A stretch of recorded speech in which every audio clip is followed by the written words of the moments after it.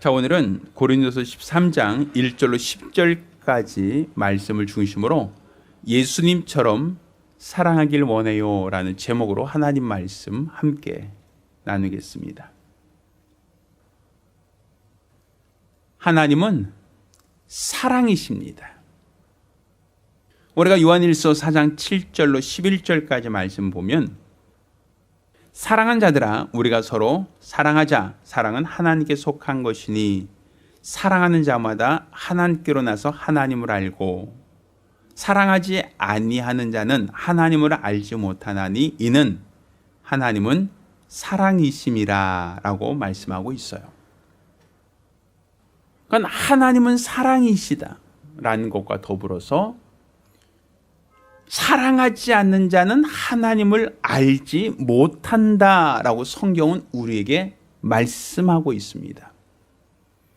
그러니까 우리 하나님께서 우리 인간들이 사랑할 수 있는 능력, 또 사랑받을 수 있는 능력을 허락하신 그 이유가 무엇인가 하면 사랑하는 자만이 하나님을 알 수 있기 때문입니다. 사랑하지 않는 자는 하나님을 알 수 없다. 곧 천사들은 사랑할 수 있는 대상이 아니고 사랑받는 대상이 아니기 때문에 그들에게는 하나님이 누군지 그들은 하나님을 알 수가 없다라는 거예요. 그래서 하나님이 그들에게는 비밀이 되셨다라고 얘기하는 것이죠. 오직 사랑하는 자만이 하나님을 알 수 있다. 왜? 하나님은 사랑이시기 때문이다라는 거예요. 하나님께서는 사랑이라는 그 방법을 통하여 자기 자신을 계시하셨습니다. 이 계시하셨다는 것은 우리 눈을 열어주셨다는 얘기예요. 하나님을 볼 수 없지만, 하나님을 감각할 수 없지만, 하나님을 우리 인간의 어떤 능력으로도 그분을 존재를 증명할 수는 없지만 그렇지만 하나님이 스스로 자기 자신을 우리에게 알리신 방법이 바로 사랑이시다라는 거예요.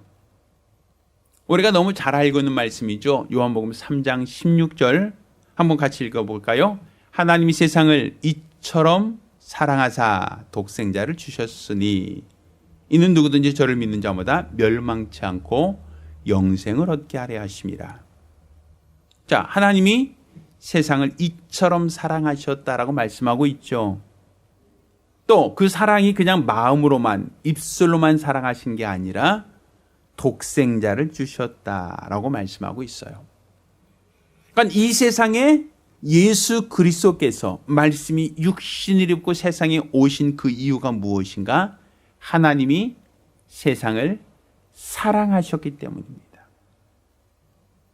그러니까 하나님이 세상을 사랑하셨다라는 것을 나타내셨다, 드러내셨다. 그래서 우리는 그것을 계시라고 얘기하는 겁니다. 어떤 방법으로? 예수께서 말씀이 육신을 입고 세상에 오셨습니다. 그 이유는 죄로 말미암아 영원한 심판과 형벌에 처하게 된 우리 인간을 구원하시려고, 우리를 살리시려고, 우리의 모든 죄와 허물을 대속하시려고 하나님은 그 아들을 세상에 보내셨다라고 말씀하고 있습니다. 그러니 예수 그리스도께서 인간의 눈으로 볼 수 있고 인간의 귀로 그의 음성을 들을 수 있고 또 인간이 손을 내밀어서 그를 만질 수 있는 대상으로 오셨다라고 하는 그 이유는 바로 하나님이 세상을 이처럼 사랑하셨기 때문이고 또 예수로 말미암아 멸망치 않도록 곧 영생을 얻게 하시려고 하나님이 예수를 보내셨으니 바로 예수가 바로 하나님이 우리를 사랑하신다는 증거, 하나님이 우리 인간을 사랑하신다는 그 열매란 말입니다. 그러니까 우리가 하나님이 자신을 계시하셨다. 무엇으로? 사랑이라는 방법으로 자신을 계시하셨고 자신을 우리에게 나타내셨다. 자신을 우리에게 드러내셨다라는 것을 우리가 알고 믿어야 합니다. 자, 하나님께서 우리를 사랑하셨을 그때 어느 때 우리를 사랑하셨습니까? 지난주에 우리가 말씀 읽었었죠? 로마서 5장 8절에 우리가 아직 죄인 되었을 때, 우리가 사랑을 받을 만한 자격, 사랑을 받을 만한 조건, 사랑을 받을 만한 그 위치에 있어서 우리 하나님 우리를 사랑하신 게 아니라 우리가 아직 죄인 되었을 때 하나님 우리를 사랑하셨다라고 지난주 말씀드렸어요. 그러니까 우리가 지금 자격과 조건을 갖추고 있어서가 아니라 우리 하나님이 먼저 우리를 사랑하셨고 우리 죄인들을 위하여 아들을 보내사 아들을 십자가에서 희생시키기까지 우리를 사랑하셨다. 그러니까 우리는 그 사랑의 결과, 사랑받은 그 결과 우리가 죄사함 받고 구원을 받게 되었다라고 말할 수 있는 겁니다. 이것이 바로 저와 여러분이 갖고 있는 믿음이고 우리가 가지고 있는 신앙입니다. 자, 이처럼 우리 하나님께서는 그분의 사랑으로 우리의 허물을 덮어주셨습니다. 그분의 사랑으로 우리의 모든 허물과 죄를 다 용서하시고 덮어주셨다라고 베드로전서 4장 8절에는 말씀하고 있죠. 그러니 우리가 하나님의 사랑을 받았다라고 하는 것이 바로 하나님이 자신을 사랑이란 방법으로 나타내셨다라는 것이에요. 그러니까 우리가 사랑을 알지 못하면 하나님을 알 수 없고, 사랑을 알지 못하면 그가 보내신 예수가 왜 십자가에 못 박혔는지, 왜 그가 죽음에 경험하셨는지 우리가 알 수가 없다라는 거예요. 그러니 그가 우리를 사랑하셨다라고 하는 것이 그냥 막연한 주장이 아니라 그가 나를 사랑하셨다. 그가 나를 먼저 사랑하셨다. 내가 아직 죄인 되었을 때, 내가 허물이 많은 그때에 그가 나를 먼저 사랑하셨다라는 것. 이것을 아는 것, 이것을 믿는 것이 바로 우리의 믿음이고 또 우리의 신앙입니다. 자, 그런데 우리 하나님이 우리를 사랑하셨다는 건 우리 알겠는데, 또 우리가 죄인 됐을 때 우리를 사랑하셨다는 것은 알겠는데, 그러면 그분이 우리를 사랑하신 그분의 사랑의 방법, 어떻게, 그 방법론적으로 어떻게 우리를 사랑하셨는가라는 거예요. 오늘 우리가 읽은 이 고린도서 13장을 우리는 사랑장이라고 말을 합니다. 근데 이 사랑장이라는 것은 우리에게 너 이렇게 사랑해, 이렇게 사랑해야 돼 라고 우리에게 권하는 말씀인 것은 맞습니다만, 먼저 우리에게 권하기 전에 내가 너희를 이렇게 사랑하였으니 너희도 서로 사랑하라는 말씀으로 받는 것이 옳습니다. 그러니까 예수님께서 우리를 어떻게 사랑하셨는가, 예수님이 우리에게 보여준 사랑은 어떤 사랑인가라는 것을 먼저 우리에게 보여주고 알려주고, 그리고 우리에게 너도 내가 너희를 사랑한 것처럼 너희도 서로 사랑하기를 원한다라고 하는 것이 바로 이 고린도서 13장에 담겨진 말씀이다라는 것이죠. 그러면 하나님이 우리를 어떻게 사랑하셨는가, 어떤 방법으로 사랑하셨는가. 자, 우리가 읽은 고린도서 13장 말씀 가운데 이렇게 시작합니다. 내가 예언하는 능이 있어 모든 비밀과 모든 지식을 알고 또 산을 옮길 만한 믿음이 있을지라도 사랑이 없으면 내가 아무것도 아니다라고 얘기합니다. 또 3절에 내가 내게 있는 모든 것으로 구제하고 또 내 몸을 불살하게 내어줄지라도 사랑이 없으면 내게 아무 유익이 없느니라 라고 얘기하죠. 자, 그리고 4절부터 이렇게 얘기합니다. 사랑은 오래 참고, 이렇게 시작을 해요. 자, 사랑은 오래 참는 거랍니다. 우리가 생각할 때 사랑이라고 하면 뜨거운 가슴, 떨리는 마음, 상대방에 대한 연모, 좋아하는 감정, 뭐 이것을 우리는 사랑이라고 얘기하지 않습니까? 그럼 연인들이 서로 사랑할 때 나는 사랑해서 오래 참습니다 라고 얘기합니까? 왜 사랑한 사람을 왜 오래 참습니까? 그러니까 여기서 말하는 오래 참음이라는 것은 사랑하기 때문에 오래 참는다는 거예요. 곧 예수님이 우리를 사랑하신 그 사랑의 방법이 오래 참음이다라는 것이죠. 이것은 마치 호세아가 음행한 그 아내 고멜로 인하여 상처를 받고 그의 음행으로 말미암아 미움이 있을 때, 그 아내에 대한 그 불편한 마음, 거북한 마음이 있을 때 하나님께서 호세아에게 내 아내를 다시 데려와라 라고 말씀하고 있죠. 외도한 배우자를 용서하는 게 쉽습니까? 그렇지만 하나님께서는 호세아에게 음행한 그 아내 고멜을 다시 데려와라 라고 얘기하고 있고, 그것을 바로 사랑이다 라고 표현하고 있어요. 우리가 세상을 더 사랑하고 우리가 우상을 섬기며 물질을 하나님보다 더 좋아하고 세상 속에서 하나님이 싫어하는 일, 하나님이 원치 않는 일, 하나님께 범죄하는 일을 행할 때 하나님도 인격이 있으셔요. 하나님도 시기하고 질투할 수 있는 분이란 말입니다. 나 외에 다른 신을 섬기지 마라 라고 말하고 있는데, 하나님 외에 다른 신을 섬기고 하나님이 너는 나를 사랑하느냐라고 보이는데, 나는 하나님보다 세상을 더 사랑합니다. 나는 하나님보다 물질을 더 사랑합니다. 하나님보다 내 자식을, 내 몸을 더 사랑합니다라고 우리는 그렇게 얘기하고 있지 않습니까? 우리 삶이 그렇게 살고 있지 않습니까? 그때 우리 하나님께서 에이씨 이놈들 내버려쳐, 그냥 너 이제 더 이상 절교야, 더 이상 안 만나 라고 할 수 있을 것 같죠. 우리는 매일 순간순간마다 죄를 짓습니다. 어떤 유혹이 있을 때마다 우리는 늘 넘어지고 쓰러지는 일을 반복적으로 합니다. 그때 우리 하나님이 우리를 사랑하신 방법이 진노하심으로 우리에게 형벌하고 우리에게 벌 주지 않고 지금까지 형벌이 없는 그 이유가 무엇입니까? 우리가 주일을 성수하지 않으면 그 문제가 있다라고 생각하면 누가 주일을 빠지겠습니까? 저도 어렸을 때 이런 경험이 있어요. 제가 길 가다 넘어지면 무릎이 까지면 그 당시에는 이제 소독약 바르고 하지 않다 보니까 염증이 생겼던 때가 있어요.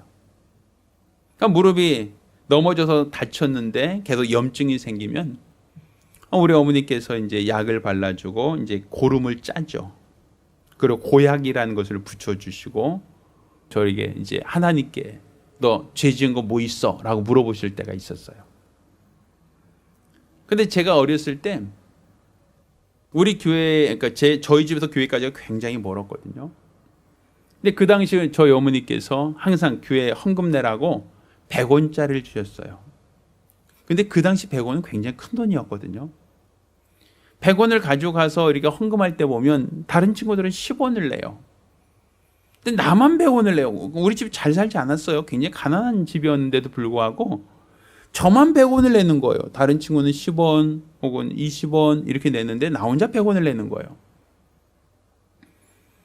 그래서 어느 날 교회 갈 때 그 동네에 있는 구멍가게에 가서 그 눈깔 사탕이라고 있어요. 하얀 거, 큰 거 있어요. 그거 하면 50원에 2개인가 3개인가 줬어요. 50원어치만 사요. 그리고 그 눈깔 사탕을 입에 물고 교회 가는 거예요. 교회가 머니까 눈깔 사탕 입에 물고 오물오물 하면서 교회 가죠. 또 헌금할 때 100원짜리처럼 짐 안에서 50원짜리를 딸랑 떨어뜨려요. 헌금을 누가 들여다보는 사람 없어요. 헌금함을 누가 100원 넣는지 50원 넣는지 뭘 나중에 개수할 때는 알겠지만 누가 어떻게 알겠어요? 다른 친구들은 10원 내는데 나는 50원 내면 그것도 감지덕지죠. 근데 그렇게 눈깔 사탕을 먹으면서 교회 가고 또 하나는 또 교회에서 오면서 또 하나 먹고, 그게 저에게는 일종의 행복이었던 적이 있어요. 근데 그렇게 먹고 오다가 넘어져서 무릎을 깨진단 말입니다. 그러면 그 무릎이 아파요. 근데 소독을 제대로 하지 않다 보니까 거기 또 고름, 그러니까 염증이 생겨서 막 이렇게 고름이 생기죠. 그럼 그 당시 우리 어머니께서 소독해 주시고 고름을 짜고 또 거기다 고약을 붙여주면서 하신 말씀이 너 하나님께 범죄한 거 있으면 회개해 라고 물어보셔요. 근데 그 어린 마음에 너 하나님께 범죄한 거 있으면 회개해라는 그 말을 딱 듣는 그 순간에 뭐가 생각나요? 헌금 까먹었던 그 생각이 나요. 내가 100원짜리 눈깔 사탕을 사 먹고 50원만 냈는데 하나님이 그거 보셨나 보다. 어린 마음에 하나님께 회개하죠. 하나님 잘못했습니다. 나 헌금 까먹었습니다. 하고 기도하죠. 그렇게 기도하고 약을 발라주면 그 상처가 났어요. 그러다 보니까 저는 어렸을 때부터 하나님은 되게 무서운 분이시다. 그래서 내가 헌금을 까먹으면 하나님께서 벌 주신다. 만약에 내가 주일날 교회 안 가고 다른 데로 새면 난 그때는 하나님 벼락 맞아 죽을 것 같다. 이런 생각을 했어요. 굉장히 어렸을 때는 하나님을 무섭게 생각했죠. 근데 보니까 주일날 교회 안 가고 놀러 간 친구들 벼락 맞아 죽지 않더라고요. 저만 아니라 다른 친구들도 헌금 적당히 이제 이렇게 과자 사 먹거나 눈가 사탕 사 먹은 친구도 넘어져서 다치지 않더라고요. 저만 그렇게 생각했어요. 저만. 어렸을 때 하도 아파서 저만 하나님이 눈 찌르고 있다가 너 잘못한 거 있으면 당장 나를 야단치고 혼내줄 것만 생각해서 겁을 냈던 적이 있어요. 근데 사실 성경을 보니까 하나님은 언제나 오래 참는다. 내가 죄를 지었다고 그나 바로 하나님의 벼락을 내리고 하나님이 바로 벌 주시는 게 아니라 내가 회개하고 돌아올 때까지 오래 참으신다라는 거예요. 마치 탕자가 아버지의 가산을 가지고 다 탕진하고 그가 허랑방탕하여 그가 다 알거지가 되었을 때 아버지가 쫓아와서 이놈의 자식 하고 귀를 딱 귀 잡고 그냥 끌고 간 게 아니라 그 아들이 돌아오기까지 오래오래 참으며 기다리시는 것처럼 우리 하나님도 우리에게 보이신 사랑이 무엇입니까? 우리가 아직 죄인 되었을 때 그가 우리를 사랑하신다라는 거예요. 기다리신다는 거죠. 이스라엘 백성이 가나안 땅에 들어가 정탐꾼들의 보고를 듣습니다. 그들이고 하나님께 대한 믿음이 없어서 가나안 땅에 들어가면 우리가 죽을 겁니다. 메추기처럼 몰살당할 겁니다라고 부정적인 말을 할 때 하나님께서 광야에서 40년간 더 유하게 하셨죠. 이것은 바로 하나님이 오래 참으신 겁니다.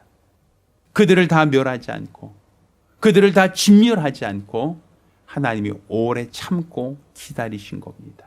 그러니 오래 참는다라는 것이 바로 하나님이 우리에게 보여주신 하나님의 사랑이시다라는 것이죠.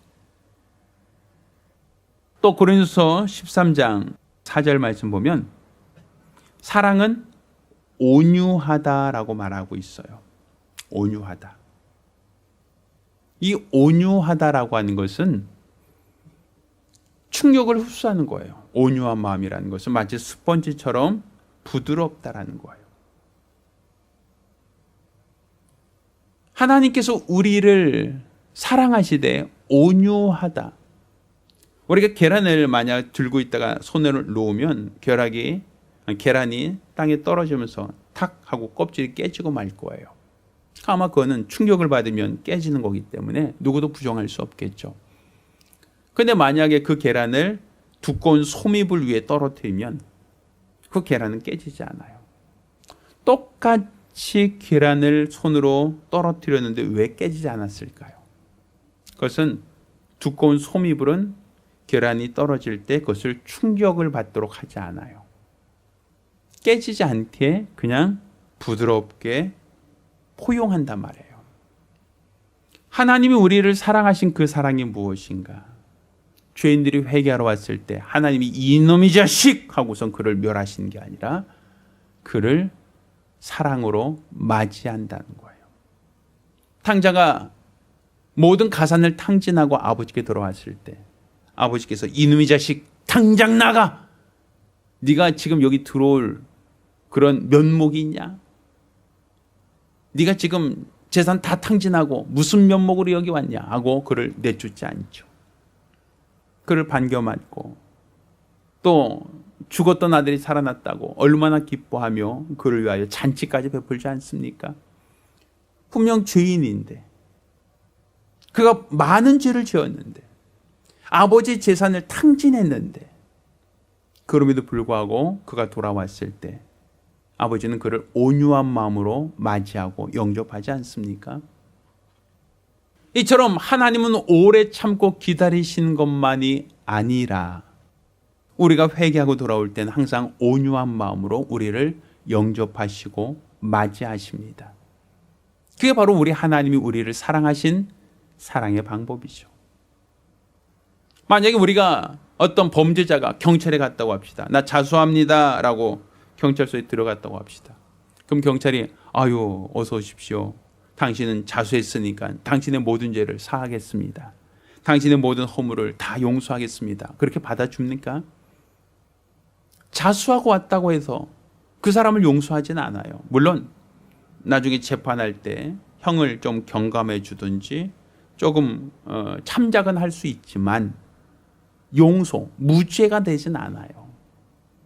세상은 죄값을 치르라고 얘기하죠. 그가 자수했다 할지라도 죄값을 치루하지 않습니까? 그렇지만 우리 하나님은 온유한 심령으로 그를 용서하십니다. 어떤 죄를 지었든지 간에 회개하면 하나님은 온유한 마음으로 그를 맞이하시고 용서하십니다.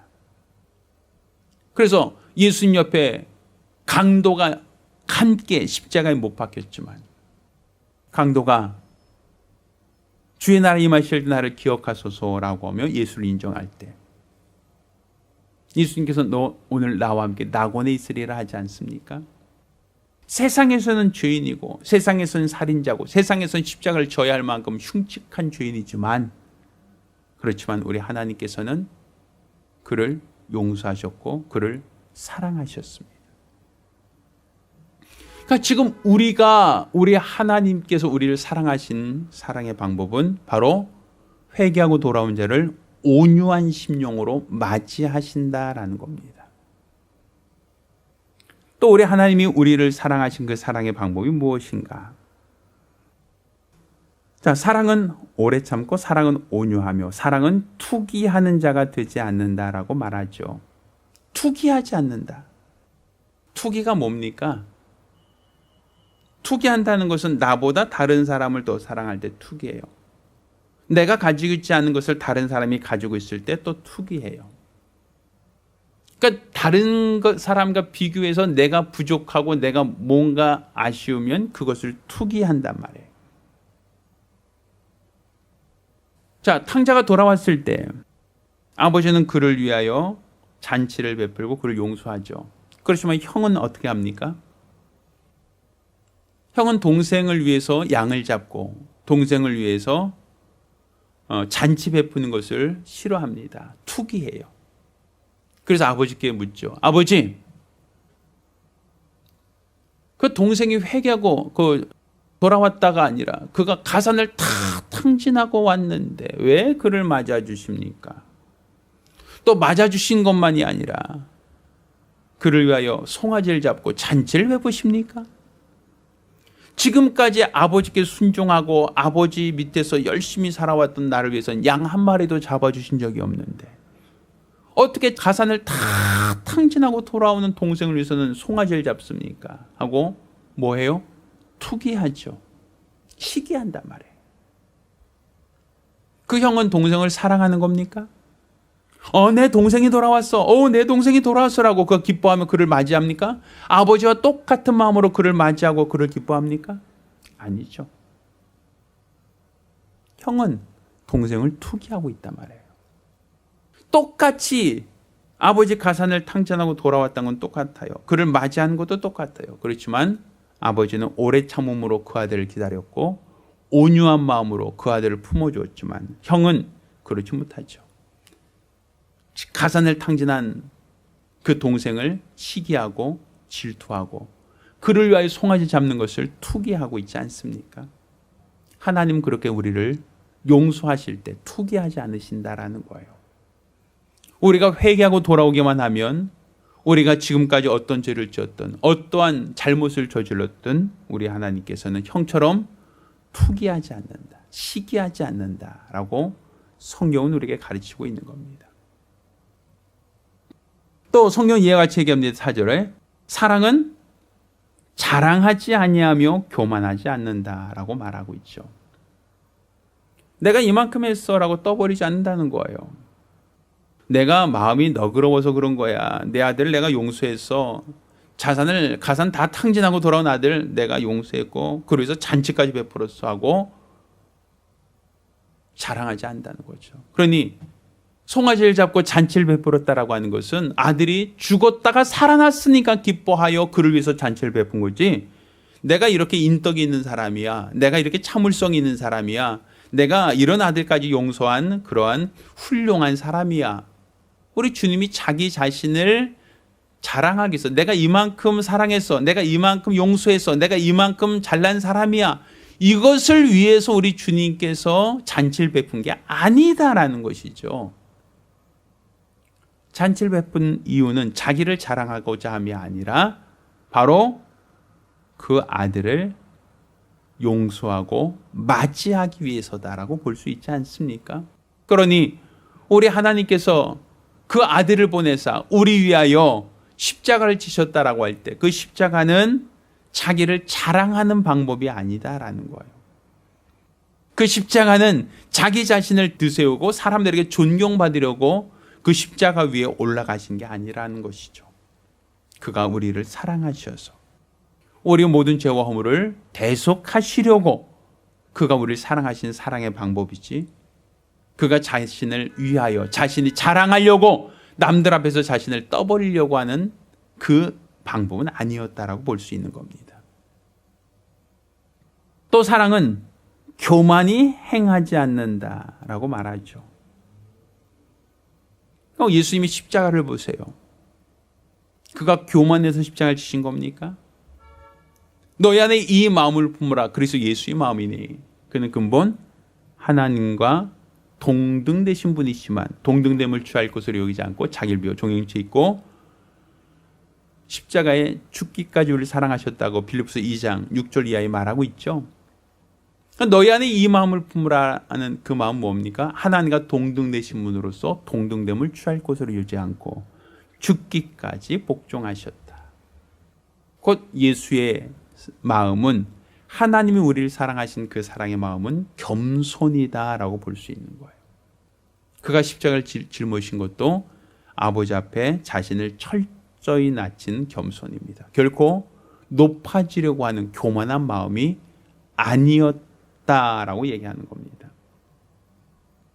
자, 이렇게 우리가 고린도서 13장 내용을 한 절 한 절 다 이렇게 보면 그분이 우리를 사랑하셨다는 거예요. 어떻게 사랑하셨는가? 오래 참으며. 어떻게 사랑하셨는가? 온유함으로. 어떻게 사랑했는가? 투기하지 않고.